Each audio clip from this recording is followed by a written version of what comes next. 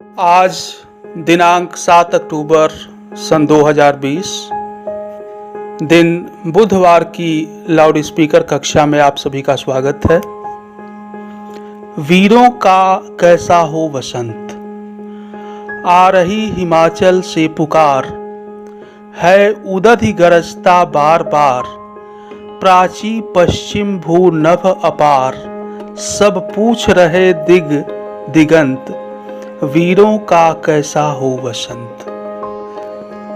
हिमाचल पुकार रहा है, उदधि बार बार गरज रहा है। उदधि मीन्स समुद्र। पूर्व पश्चिम उत्तर दक्षिण समेत 10 दिशाएं यही प्रश्न कर रही हैं कि वीरों का वसंत कैसा होना चाहिए। फूली सरसों ने दिया रंग, मधु लेकर आ पहुंचा अनंग, वसु वसुधा पुलकित अंग अंग, हैं वीर वेश में किंतु कंत, वीरों का कैसा हो वसंत। फूली सरसों अर्थात लहलहाते फसलों ने वीरों के जीवन में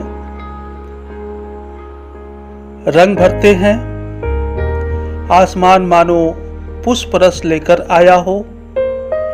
बसंत के रंगों से दुल्हन बनी धरती का अंग अंग पुलकित यानी प्रसन्न हो रहा है, परंतु उसका कंत यानी पति प्रिय वीर की वेशभूषा में है, यानी वह युद्ध के लिए तैयार खड़ा है। और फिर यही प्रश्न खड़ा हो जाता है कि वीरों का वसंत कैसा हो। भर रही कोकिला इधर तान, मारू बाजे पर उधर गान, है रंग और रण का विधान, मिलने आए हैं आदि अंत, वीरों का कैसा हो वसंत। वीरों के जीवन में वसंत तभी आएगा जब वे शांति से अपनों के साथ खुशियां मना पाएंगे, अन्यथा उनका वसंत तो युद्ध की तैयारी में ही बीत जाता है। वसंत में कोयल कूकती है तो युद्ध के मैदान में बाजे गाजे नगाड़े बजते हैं। वीरों के लिए रंग और रण का विधान कुछ इस तरह का है कि वीर जब युद्ध के मैदान में उतरते हैं तो अपना आदि अंत यानी जीवन मृत्यु दोनों को ही हथेली पर रख कर चलते हैं। जीत मिलेगी तो जीवन मिलेगा और पराजय मिली तो मृत्यु। युद्ध पर जाने वाले वीरों का वसंत कैसा हो।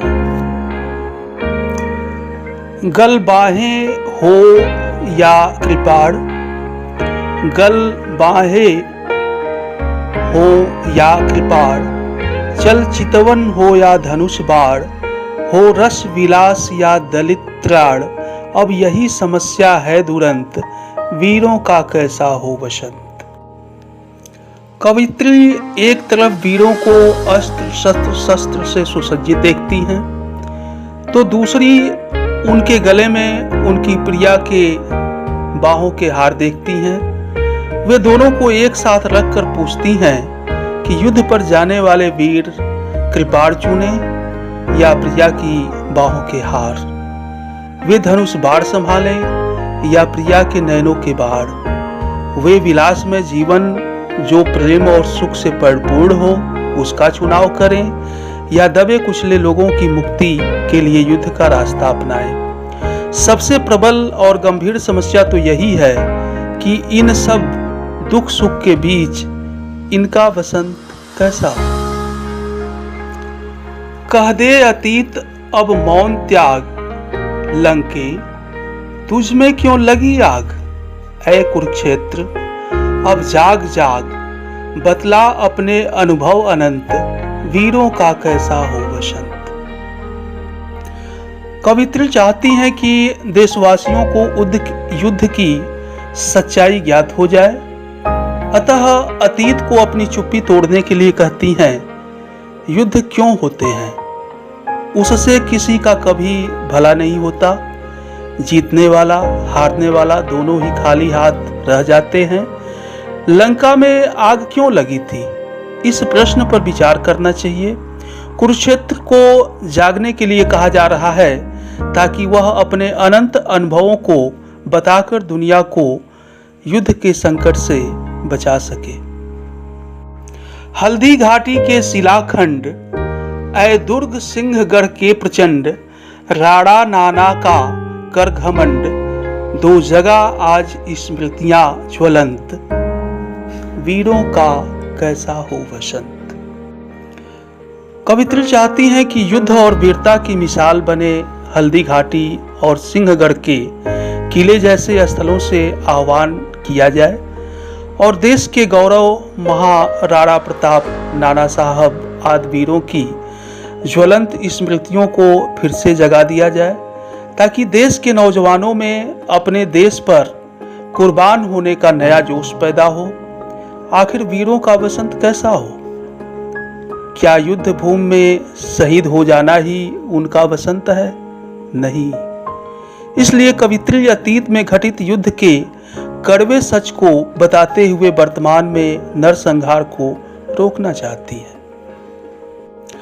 भूषण अथवा कवि चंद नहीं, बिजली भर दे वह छंद नहीं, है कलम बधी स्वच्छंद नहीं, फिर हमें बतावे कौन हंत, वीरों का कैसा हो वसंत। कवित्री दुख प्रकट करते हुए कहती हैं कि आज भूषण और चंद जैसे कवि नहीं रहे जो छंदों में जान डाल सकें। आज कवियों की कलम स्वच्छंद नहीं है बल्कि अंग्रेज शासकों की गुलाम है, इसलिए खुलकर अपने विचार अभिव्यक्त नहीं कर पाती। फिर हमें कौन आकर बताएगा कि वीरों का वसंत कैसा हो। इस पाठ का नाम वीरों का कैसा हो वसंत, जो कक्षा 7 के मंजरी के पाठ 3 से लिया गया है। इसके रचयिता सुभद्रा कुमारी चौहान जी का जन्म सन 1904 ईस्वी को इलाहाबाद अब प्रयागराज के निहालपुर नामक ग्राम में हुआ था। सुभद्रा कुमारी चौहान को स्वतंत्रता आंदोलन में भाग लेने वाली प्रथम सत्याग्रही होने का गौरव प्राप्त है। मुकुल इनकी कालजयी रचना है। साहित्य के क्षेत्र में इन्हें प्रतिष्ठित शेक्सपियर पुरस्कार मिला है। इन्होंने 2 बार मध्य प्रदेश विधानसभा सदस्य के रूप में भी अपना राजनैतिक योगदान दिया। बिखरे मोती, जन्मादिनी, सीधे सादे चित्र, त्रिधारा आपकी प्रमुख कृतियां हैं। आपका निधन 15 फरवरी 1948 को हुआ। आइए इस पाठ में आए हुए कुछ कठिन शब्दों का अर्थ जानते हैं। उदधि यानी समुद्र, प्राची पूर्व दिशा, दिगंत दिशा का छोर, अनंग कामदेव, वसुधा पृथ्वी, पुलकित रोमांचित, कंत पति प्रिय, मारू एक बाजा और राग जो युद्ध के समय गाया और बजाया जाता है।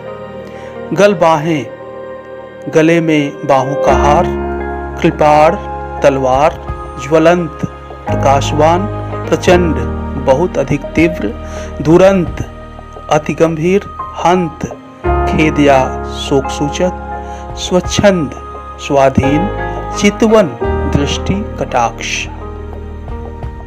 तो आप सभी बच्चे इस कविता को बार बार पढ़िए और लयबद्धता के साथ याद कीजिए और विद्यालय के किसी भी कार्यक्रम में इसे आप सुना सकते हैं। साथ ही स्वतंत्रता संग्राम में बहुत सारे वीरों ने अपने जान की बाजी लगा दी।